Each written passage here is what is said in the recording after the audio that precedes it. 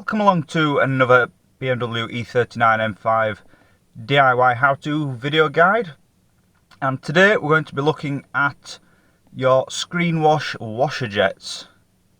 Now you might be wondering why we're going to be looking at our screen wash washer jets. The simple reason is they are absolutely rubbish on the E39. Fill it with wax when you tending to your car and detailing it, take ages to clean out, and invariably you need to re-aim the washer jets, and these ones have just been cleaned out of wax, so this is what the effect looks like. The aim is all over the place, as you can see, so we're going to be replacing them with brand new misting style washer jets, which will give a nice even pattern all across the windscreen and also reduce the dry spots where the bottom left hand side of the windscreen suffers from, which also causes premature wiper wear and costs you a fortune in your windscreen wipers every so often. So as you can see, the washer jets are filled up with wax and caked in crap.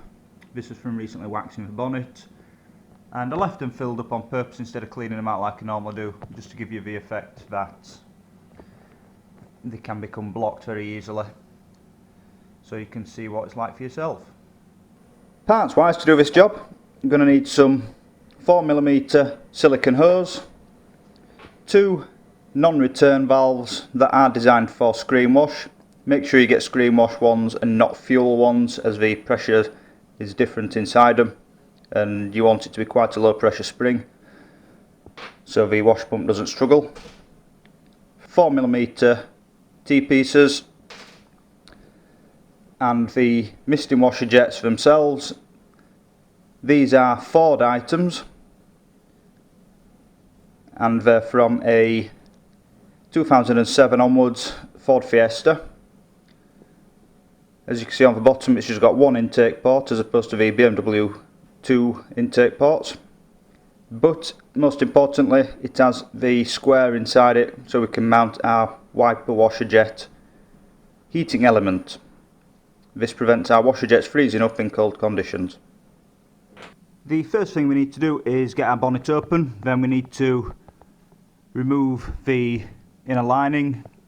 Alternatively, you can just gently bend it out of the way, and this will then give you access to the rear of the washer jets, and we will be removing the pipes off the bottom of each one and the heating element plug. Once you've unplugged the washer jets and the heating elements from each side, you can then push the washer jet back through the bonnet.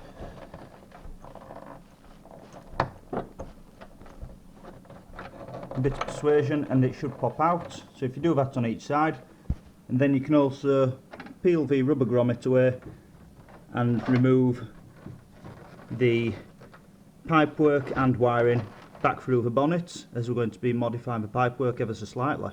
Once you've got the washer jets removed, this is what they'll look like. This is what we're on about by the pipework snapping, because it's gone brittle over time. And inside you can see the heating element, so that is that little blue blob with 2 wires poking out of it. And to remove this, we remove all of the pipe fittings in one go and it should slide out. So there's 2 little spring clips either side, so you'll have to prise them apart with a small screwdriver and then slide them out of the jet housing. Once you've got the heating element out, this is what it'll look like, and if you notice on one side it's got a little indent.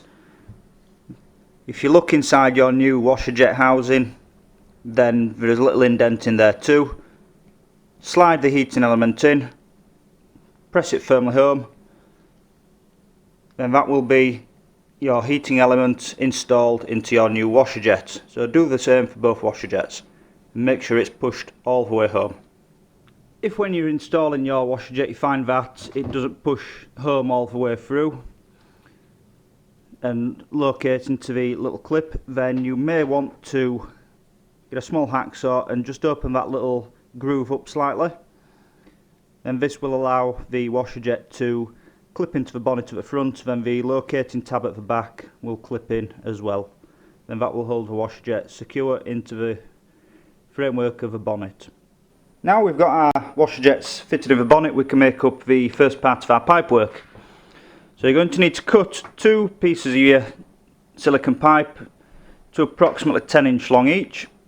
Join them with a T-piece, then add that to another piece which is approximately 4" long. Straight up from that we've got another T-piece. Then off there we've got another piece of silicone which is approximately 2 inches long, going to our non-return valve. Note the arrow pointing towards the direction of flow. Off the opposite side we have another piece of silicone hose approximately 5 inches long with a non-return valve on it as well. So once this configuration is under the bonnet, the non-return valves will be together and allowing the pipe to bend without any kinking. These 2 ends will go to our jet wash nozzles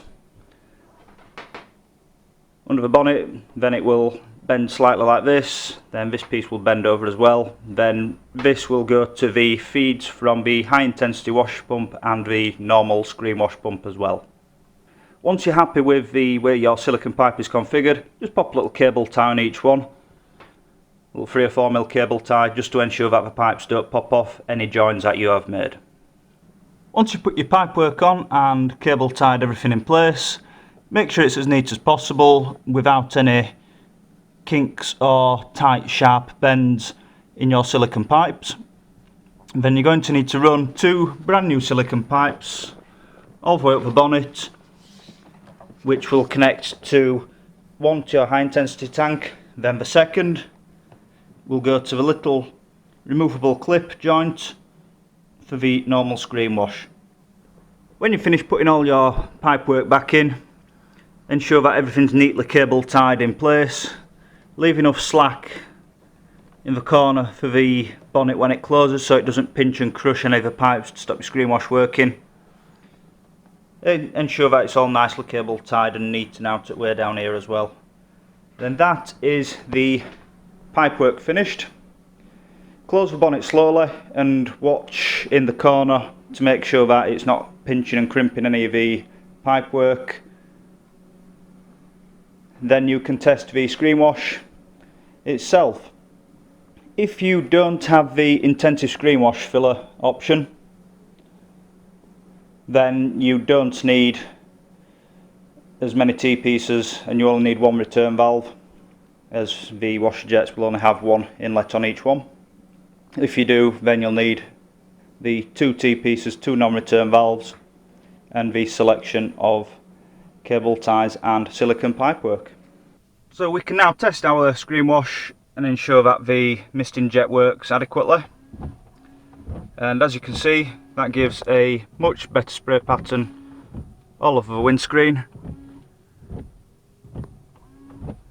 and this will ensure that you don't have any dead spots where the windscreen wiper runs dry towards the bottom corners of the windscreen. Thank you for watching, and hopefully this guide has been of some use for you.